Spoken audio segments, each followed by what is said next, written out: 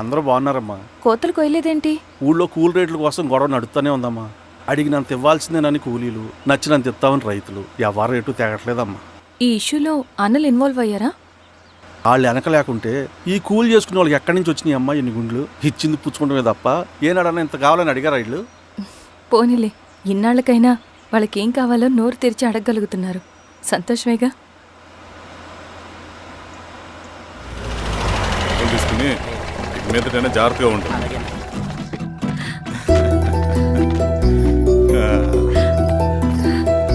బాగున్నావమ్మా? బాగున్నానన్నయ్య, నువ్వెలా ఉన్నావు? బాగున్నాను. రా లోపలికి వెళ్దాం. రా కూర్చో. సో ప్రయాణం అంతా బాగానే జరిగింది కదా? నీ ఫేవరెట్ నెత్తిపూరి. రా వడ్డిస్తారా? ప్లేట్ తిప్పు. నాకొద్దన్నయ్య, నాకు మంచి కాఫీ తాగాలని ఉంది. అమ్మో, నీకు నచ్చినట్టు కాఫీ చేయాలంటే ఆ దేవుడి దిగి రావాలి తల్లి. ఏంటో అన్నయ్య, మంచి కాఫీ తాగకపోతే ఇక ఆ రోజంతా అదోలా ఉంటుంది నాకు. రేయ్ సామే, అయ్యా అర్థమైంది. శిరీష్ అమ్మకి మంచి కాఫీ కావాలి, అంతేగా నేను వెళ్ళి పట్టుకొచ్చేస్తా. ఎక్కడికి స్వామి? మన ఊళ్ళో మెగాస్టార్ హోటల్ ఉందమ్మా, అందులో కాఫీ చాలా బాగుంటది. నేను వెళ్ళి పట్టుకొచ్చేస్తా. స్వామి, అమ్మా కాఫీ అంటే అక్కడికి వెళ్ళి వేడి వేడిగా తాగాలి. నేను వస్తాను పద. అవునమ్మా, అక్కడ నేను కూడా తాగాను, చాలా బాగుంటుంది. వెళ్ళు. థ్యాంక్ యూ అన్నయ్య. ఆడుతూ పాడుతూ పని చేస్తాం. కాఫీ బాగుంది. ఎవరు చేశారు? మా రవణ పెట్టాడమ్మా. రవి? ఎవరు రమ్మను? రవణ మేడం పిలుస్తున్నారు.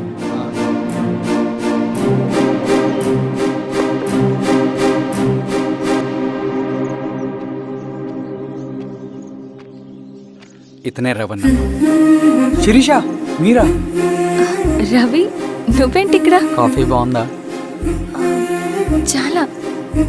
అది కాదు రవి, నువ్వు ఇక్కడ? ఈ హోటల్ మనోల్దే. మన ఫ్రెండ్స్ అందరు బాగున్నారా? చాలా బాగున్నారు. అవును, మీరేంటి ఇక్కడ?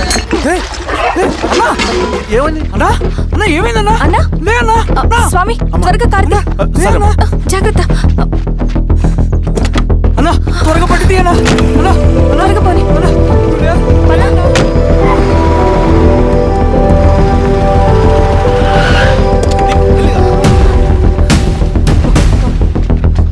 Doctor doctor, doctor! ఏమైంది? డాక్టర్ త్వరగా చూడండి డాక్టర్. లోపల తీసుకురండి.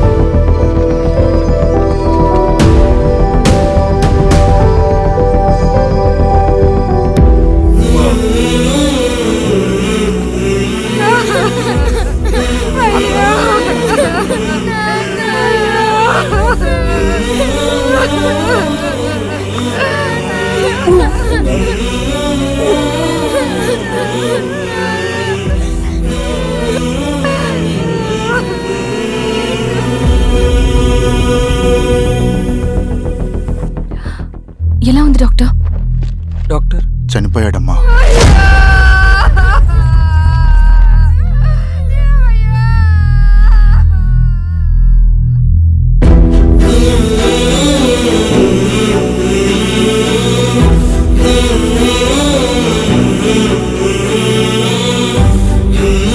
ఆ పేపర్స్ ఏంటి రవి?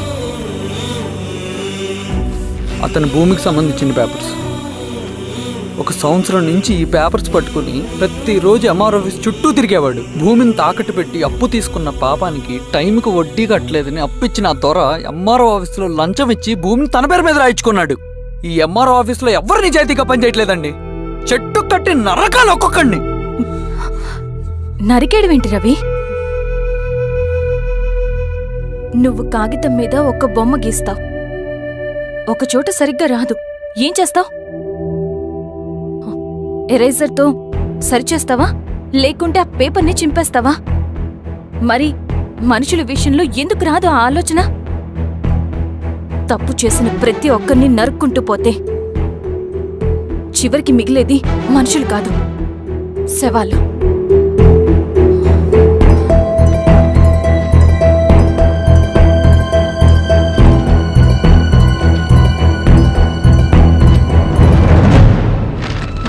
పద రవి, రా.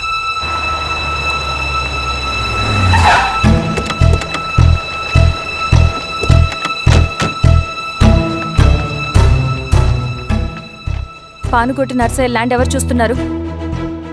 మీరెవరు? ఇదిగోండి అప్లికేషన్. ఇది డిస్ప్యూట్ ల్యాండ్, ఎవడేం చేయలేడు. నీ నిర్లక్ష్యం, నీ లెక్కలేనితనం వల్ల ఒక నిండు ప్రాణం పోయింది.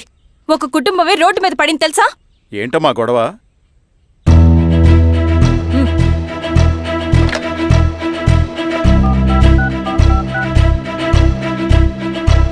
Hello sir.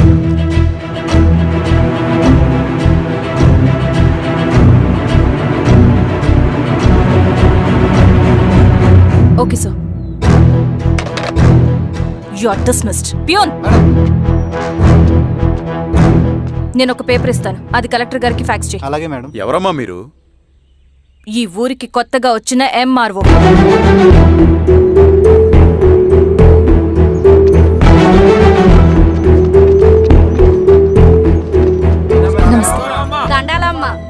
మీ పరిస్థితులు నాకు తెలుసు. పని చేస్తేనే మీకు పూట గడుస్తుంది. పనులు మానుకుని మీరు ఈ ఆఫీస్ చుట్టూ తిరగాల్సిన అవసరం లేదు. మరి ఎట్టాగమ్మా? నేనే మీ ఊరొస్తాను. ఆ రోజు అరగంట వీలు చూసుకుంటే చాలు, మీ పని పూర్తయిపోతుంది. దండాలమ్మా.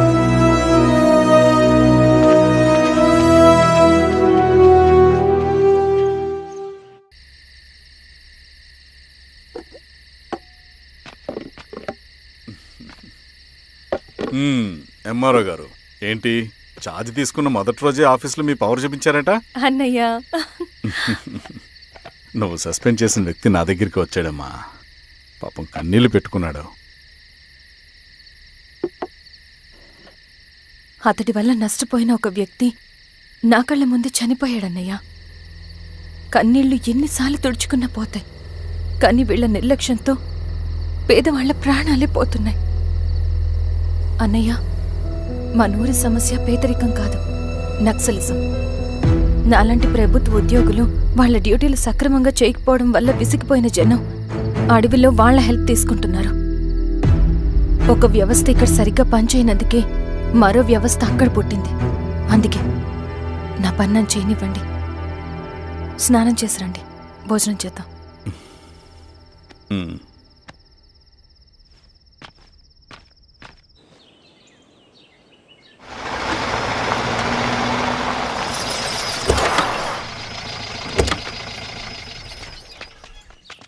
నమస్కారం అమ్మా. నమస్తే. ఇలా రండి. మీ ఊరు నుంచి కొందరు ఎంఆర్ఓ ఆఫీస్లో అప్లికేషన్స్ ఇచ్చారు. తను వాళ్ళ పేర్లు చెప్తారు, వాళ్ళని పిలవండి. అలాగే మేడం. వెళ్ళండి. Madam, coffee. నువ్వెప్పుడు వచ్చావు రవి? మీరు గంటకోసారి కాఫీ కావాలంటారు కదా, మాటి మాటికి వెళ్ళి రావడం ఎందుకని వచ్చేసా.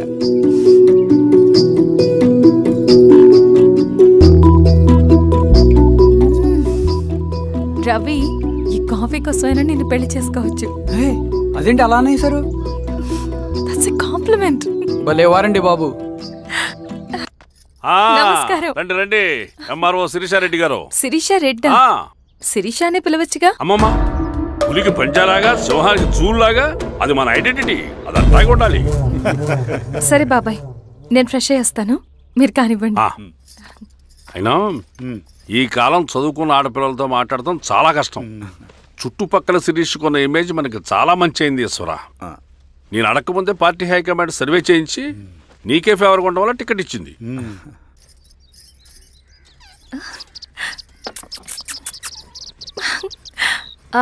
అనేవాళ్ళు ఎక్కడ? బయటికి వెళ్ళారమ్మా. ఓ, బయటికి వెళ్ళారా? రవిని పిలువు. అలాగే. మేడం. రవి రా రా, కూర్చో. పర్లేదు మేడం. మేడం ఏంటి, శిరీషానే పిలవచ్చుగా. అది కాదండి, ఎవరైనా చూస్తే. కూర్చోవయ్యా. ఇది ఆఫీస్ కాదు రవి, మా ఇల్లు. పట్టించు. సరే అమ్మా. రవి, అడవిలో నక్సల్స్ ఎక్కడుంటారో తెలుసా నీకు? ఏంటి శిరీష? అడవిలో నక్సల్స్ ఎక్కడుంటారో తెలుసా నీకు? ఎందుకు శిరీష గారు? తెలుసా తెలీదా? నాకెలా తెలుస్తుందండి? చూచాయిగా ఆయన తెలీదా? సరే, ఎక్కడుంటారో నాకు ఐడియా ఉంది. సాయంత్రం ఇద్దరం కలిసి వెళ్దాం. అది కాదండి. నువ్వు వస్తున్నావు అంతే. తిను. ఇది ఎక్కడ గొడవరా బాబు? సడన్గా నక్సల్స్ అంటుంది, అడువంటుంది. కొంప తీసి నా మీద ఏమైనా అనుమానం వచ్చిందా ఏంటి? రవి, ఇక్కడే ఆపు ఒకసారి. ఎందుకు ఇప్పుడు ఈ టైంలో అడ్వెంచర్లు? ఇప్పుడు జరగరాంది ఏమైనా జరిగితే రేపు మీ అన్నయ్యకి తెలిస్తే బాగోదు. రవి, చుట్టూ చూడు. పైన వెన్నెల, పక్కనే అడవి. అబ్బో, ఎంత బ్యూటిఫుల్ గా ఉందో. అవునా? అవునా ఏంటి? అసలు ఎప్పుడు చూసినా ఎందుకలా డల్ గా ఉంటున్నావు? కాలేజీలో ఇలా ఉండేవాడివి కాదు కదా, ఏమైంది? అది ఒక్క నిమిషం. హలో మేడం, పేషెంట్కి అర్జెంటుగా ఏ పాజిటివ్ బ్లడ్ కావాలి మేడం. రవి, ఆ? అర్జెంటుగా హాస్పిటల్కి పోని. ఏమైంది? పోనీ. రండి మేడం, ప్లీజ్ రండి. పోలీసులకి నక్సల్స్కి కాల్పులు జరిగాయి. ఆ కాల్పుల్లో గూడెం కుర్రాడు ప్రాణాపాయ స్థితిలో ఉన్నాడు. తన బ్లడ్ మీ బ్లడ్ సేమ్. ఆ బ్లడ్ గ్రూప్ మా హాస్పిటల్లో లేదు. అందుకే మీకు కాల్ చేశాను. ఓ అవునా? అవును మేడం. పదండి డాక్టర్. Thank you madam.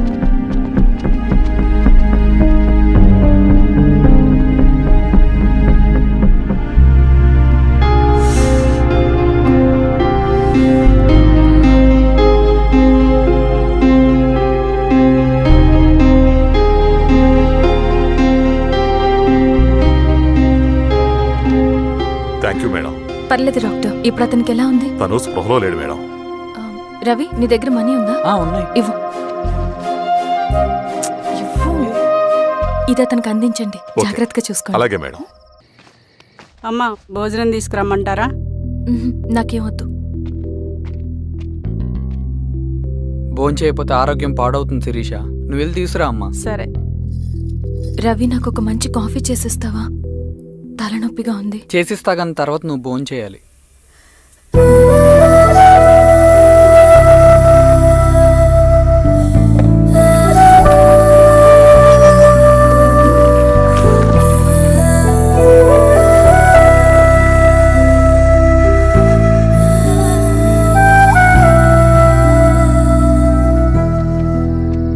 మీరేంటిలా? మంచినీళ్ళ కోసం వస్తున్నాను. ఓ, లోపల ఉన్నాయి, పదండి.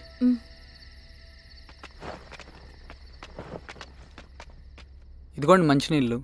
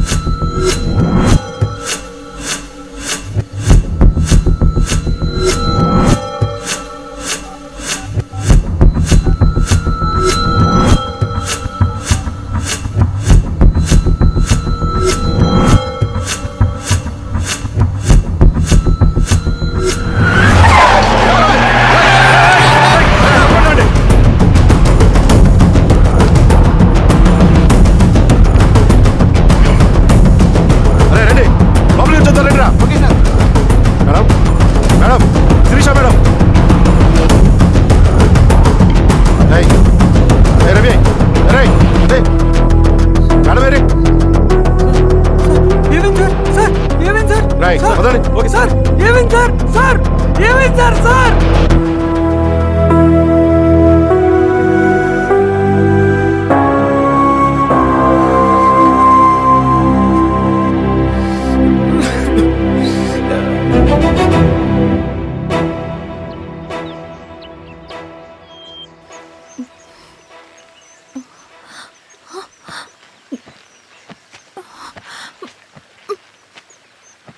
నమస్తే ఎంఆర్ఓ గారు.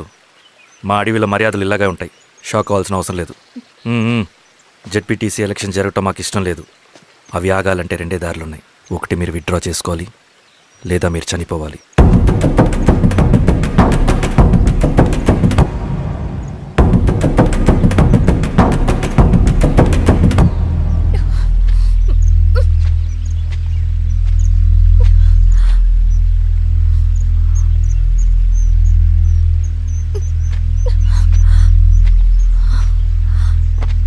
సెంట్రల్ కమిటీ మీటింగ్ ఉందని కబురు వచ్చింది. మేము వచ్చేలోపు ఎలక్షన్స్ ఆగిపోయే న్యూస్ రావాలి.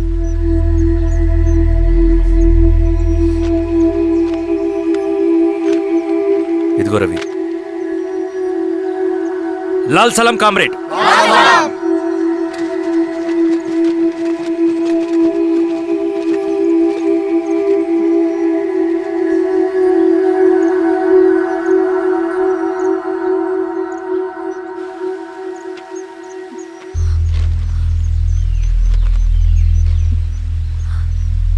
ప్రపంచంలో గొప్పవాళ్ళ చావులన్నీ నమ్మక ద్రోహంతోనే జరుగుతాయని నిరూపించావు రవి. అన్నయ్యని కూడా అచ్చం ఇలాగే చేస్తావు కదా? ఎందుకు రవి? ఏం జరిగింది? అన్నీ బాగుంటే దేశం తరపున బ్యాడ్మింటన్ ఆడేవాడిని.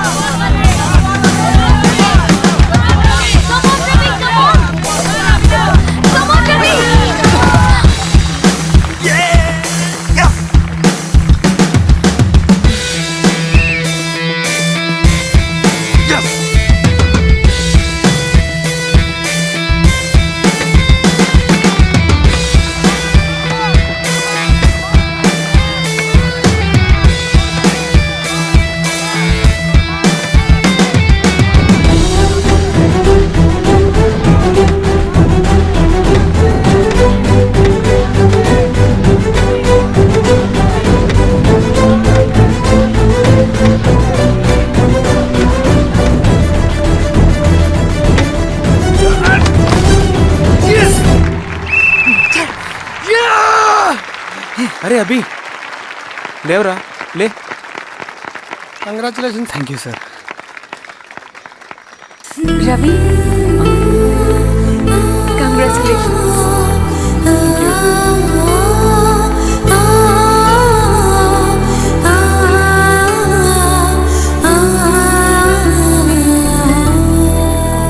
సార్, గంగినేని వెంకటేశ్వరరావు గారి ఎర్రజెండా పుస్తకం ఎక్కడుంది? రవి దగ్గర ఉందమ్మా.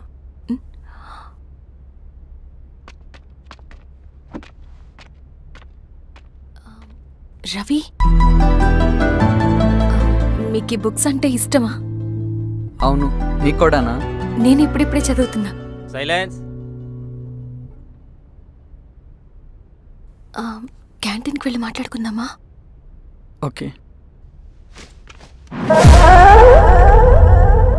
అక్క కాఫీ. థ్యాంక్ యూ రచన. పర్లేదక్క. అయ్యో, కాఫీ అస్సలు బాగాలేదు. 1 మినిట్, ఇప్పుడే వస్తా. ఎక్కడికి? ఇక్కడికే వచ్చేస్తా. ఎక్కడికి? 1 మినిట్ అండి.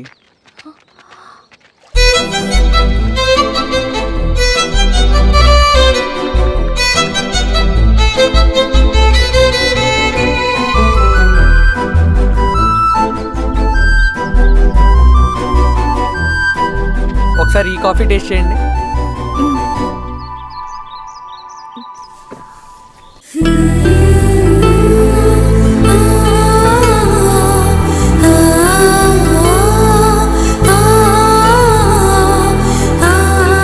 చాలా బాగుంది. థ్యాంక్ యూ అండి.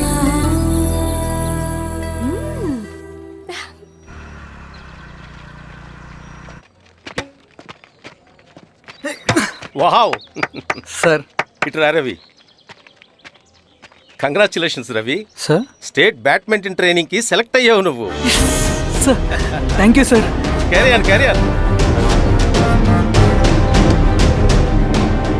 నువ్వేమో ఇక్కడ కూర్చొని ఆడుకుంటున్నావు, వాడేమో state level training select అయ్యాడ్రా.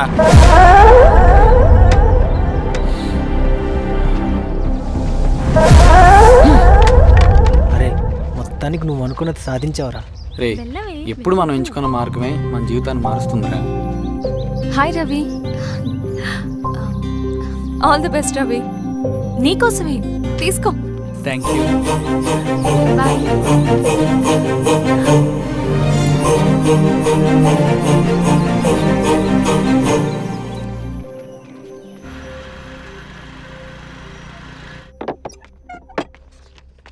Sir రమ్మన్నారంట. ఎందుకు అలా చేసావు రవి నువ్వు? ఏవేం సార్, నేనేం చేశాను? ఇదేమిటో చూడు. Question paper sir. అవును, రేపు జరగబోయే టర్మ్ ఎగ్జామ్ పేపర్. నువ్వు లీక్ చేసిన పేపర్. సార్ అసలు నువ్వు ఇలా చేస్తావనుకోలేదు. సార్ నేను క్వశ్చన్ పేపర్ లీక్ చేయట్లేండి సార్. నేనంతా చదువుకుంటూ రూమ్ లోనే ఉన్నాను సార్. నన్ను నమ్మండి సార్. ఈ జెర్సీ నీదే కదా? సార్ అది నాదే, కానీ దీనికి నాకేం సంబంధం లేదు సార్. నన్ను నమ్మండి సార్. మల్లయ్య, సార్ నిన్న రాత్రి ఏం జరిగింది? అది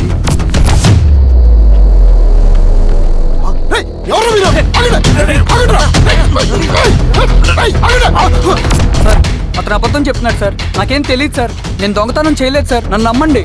ఐఎమ్ వెరీ సారీ రవి, నేనేం చేయలేను. తప్పు నువ్వే చేసావని అన్ని నీ వైపే ఉన్నాయి. నిన్ను రెస్టికేట్ చేయడం తప్ప నాకు వేరే ఆప్షన్ లేదు. సార్ అంత పని చేయమాకండి సార్. నా లైఫ్ పోతుంది సార్. ఇండియా తరపున బ్యాడ్మింటన్ ఆడాలన్నది నా డ్రీమ్ సార్. నన్ను నమ్మండి సార్. సార్ సార్ సార్ నాకేం తెలియదు సార్. నన్ను నమ్మండి సార్. సార్ నాకేం తెలియదు సార్. నిజంగా నాకేం తెలియదు సార్. సార్ నన్ను నమ్మండి సార్. సార్ నేనేం తప్పు చేయలేదు సార్. నాకేం సంబంధం లేదు సార్. నన్ను వదిలేయండి సార్. సార్ నన్ను వదిలేయండి సార్. కాలేజ్ తరఫున స్టేట్కి వెళ్ళి ఆడదాం అనుకున్నాను. నా కొడుకు తాళం అక్కడే ఉంది కదా.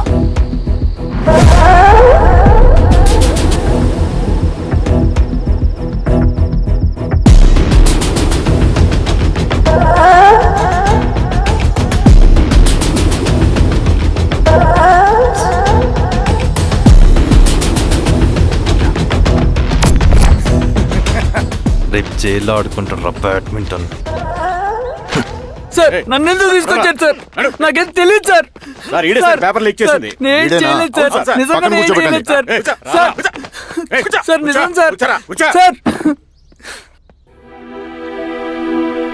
రేయ్, నీ తరపున ఎవరు లేరా? వచ్చి ఫోన్ చేసుకో త్వరగా.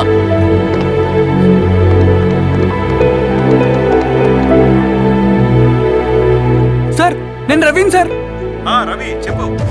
సార్ నేను పోలీస్ స్టేషన్ లో ఉన్నాను సార్. మీరు నాన్న అర్జెంట్ గా రండి sir, please sir. Police station ఏమైంది రవి? ముందు మీరు రండి సార్ ప్లీజ్. నేను చెప్తాను సార్. సరే సరే వస్తున్నా.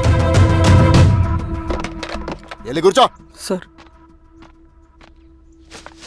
అయ్యా దండలయ్యా. రే రవి నాన్న, ఏమైందిరా? నాకేం తెలియదు ఏయ్, నాన్న. నువ్వు ఆగు. నీ కొడుకు క్వశ్చన్ పేపర్స్ దొంగతనం చేసి దొరికిపోయాడు. ఎఫ్ఐఆర్ రాసి కేసు పెడితే జైలు శిక్ష పడుతుంది. అలా కాకుండా కేసు క్లోజ్ చేయాలంటే 2 లక్షలు కావాలి. వెళ్ళి తీసుకొని రా. అర్థమైందా? ఏదో ఉన్నాయ్యా. ఏయ్, నా సంగతి నీకు తెలుసు కదా. లోపలేస్తే 10 సంవత్సరాలు బయటికి రాడు. వెళ్ళి డబ్బులు కొట్టరా.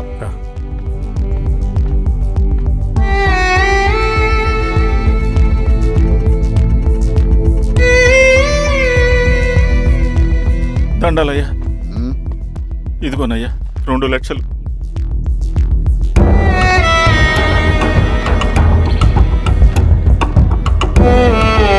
రేయ్, ఆయన పంపించండి రా. ఎలా నిజంగా దీనికి నాకేం సంబంధం లేదు నాన్న. త్వరగా ఉండండి రా. బంగారం లాంటి భూమిది. అరే ఏంకన్నా, పటేల్ మీ పొలం దున్నేస్తున్నాడు. పట్టేలు మా పొలం దూరం పెట్టరా? పదయ్యా. రవి పద.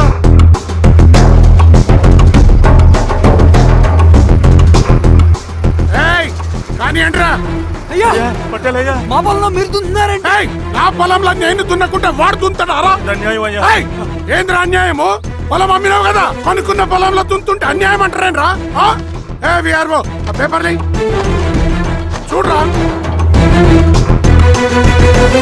మంచిగా చూసుకుంటారా. పొలం అమ్మేవానన్నా?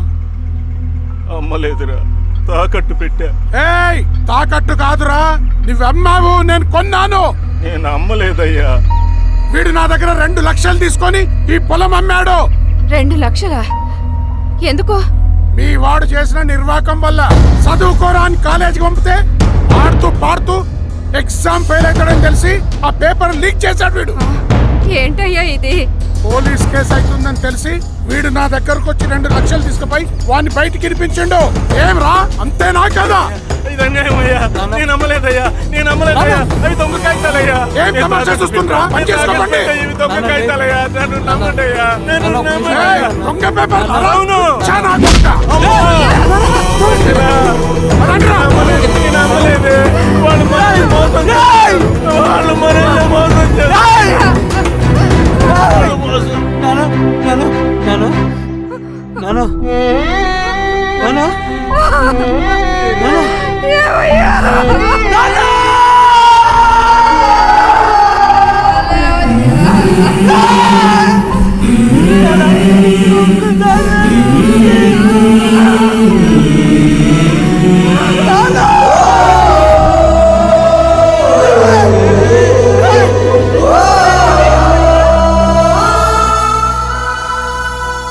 నాన్న చనిపోయిన తర్వాత మా భూమి కోసం వెళ్ళి పై అధికారులను కలిశాను, కానీ వాళ్ళు కూడా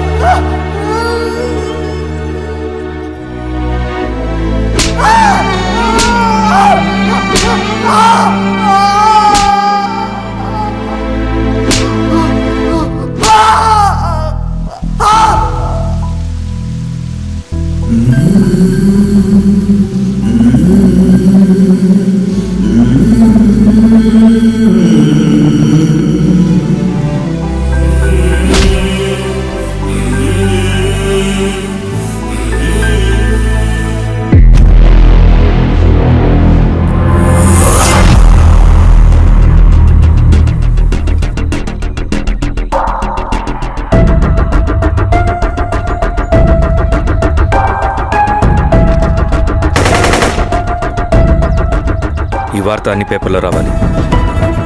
ఈ లెటర్ బాధితుడికి అందించండి. లాల్ సలాం. లాల్ సలాం.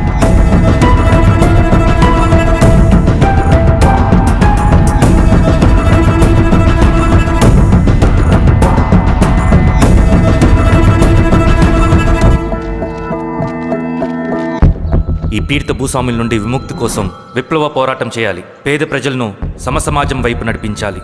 దళం నిన్ను ఆహ్వానిస్తుంది. రా, జనం కోసం పోరాటం చేద్దాం. లాల్ సలాం.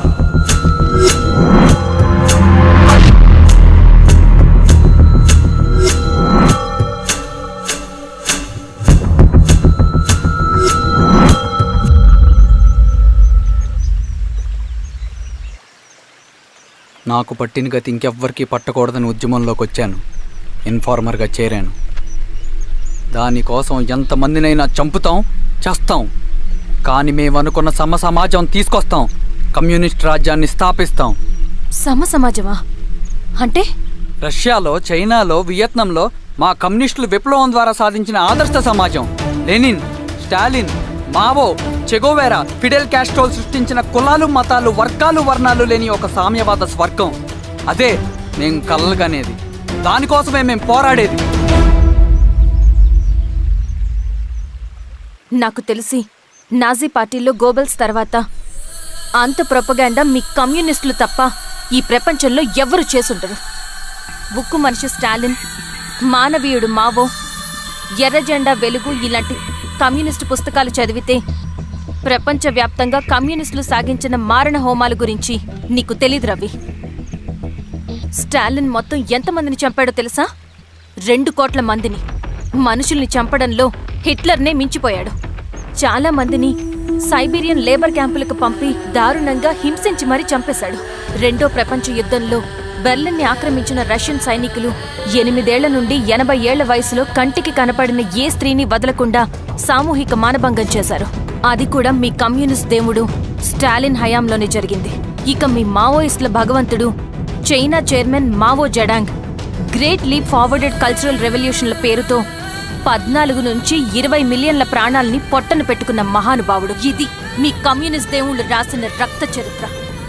ఆ దేశాలలో పేపర్లు ఉండవు, టీవీలు ఉండవు, స్వతంత్రమే ఉండదు. 1962లో చైనా మన దేశం మీదకి దాడి చేసి భూభాగాన్ని ఆక్రమించినప్పుడు ఒక్కరు కూడా నోరు మెదపలేదు.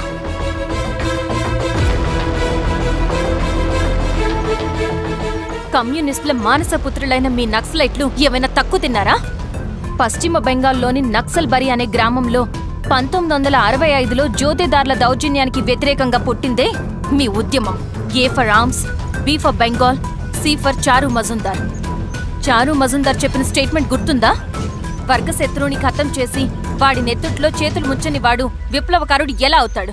అక్కడి నుంచి మొదలైంది మీ నక్సల్స్ హింసాకాండ. 1965 నుంచి ఇప్పటిదాకా 1,00,000 మందిని ఉద్యమం పేరుతో చంపేశారు. కేఎస్ వ్యాస్, పరదేశీ నాయుడు, ఉమేష్ చంద్ర, శ్రీపాదరావు, దుగ్గిరాల వెంకట్రావు, హైగ్రీవాచారి, బుడ్డా వెంగల్ రెడ్డి, ఇలా చెప్పుకుంటూ పోతే ఎంతో మంది మీ చేతుల్లో చంపబడ్డారు. ఇంతమందిని చంపి ఏం సాధించారు మీరు? కంపెనీలు తెచ్చారా? ఉద్యోగాలు ఇప్పించారా? ఇళ్లు కట్టారా? హాస్పిటల్స్ పెట్టారా? ఏం చేశారు మీరు? You did nothing. కడితే డెవలప్మెంట్, కూల్చితే విధ్వంసం. విధ్వంసం చేశారు కానీ డెవలప్మెంట్ ఏం చేశారు మీరు? అంటే ఇన్నేళ్ల ఉద్యమంలో మేం మంచి చేయలేదా? లేకే, ఖచ్చితంగా చేశారు. తెలంగాణ సాయుధ పోరాటం, శ్రీకాకుళం సాయుధ పోరాటం వాళ్ళ చలవే. భూస్వాములు తగ్గి కూలీ రేట్లు పెరిగాయి అంటే అది మీ చలవే. నంబూద్రిపాద్, జ్యోతి బసు, సోమనాథ్ చటర్జీ, పుచ్చలపల్లి సుందరయ్య, తరిమెల నాగిరెడ్డి, చంద్ర రాజేశ్వరరావు, నల్లా నరసింహులు ఒక్కొక్కరు ఒక్కో లెజెండ్. కానీ వీళ్ళు ప్రజానాయకులు. తుపాకీ పట్టి అడవిల్లోకి వెళ్లలేదు. ఎలక్షన్స్ లో గెలిచి ప్రజా సమస్యల్ని పరిష్కరించారు. కానీ మీరేంటి ఎలక్షన్స్ వద్దు అంటున్నారు? ఒక తుపాకీతో మనిషి ప్రాణాలు తీసే బదులు ఒక పెన్నుతో 10 మంది ప్రాణాలు కాపాడొచ్చు. మీలాంటి వాళ్ళు ఉండాల్సింది ఎర్ర జెండా నీడలో కాదు, దేశ జెండా నీడలో. చంపుకుంటూ పోతే ఒకరోజు మనకిష్టమైన వాళ్ళని కూడా చంపుకోవాల్సి వస్తుంది రవి. నా మాట విను. ఇవన్నీ వదులుకుని నాతో రా. ఈ అడవి బయట నీకు గొప్ప ఫ్యూచర్ ఉంది.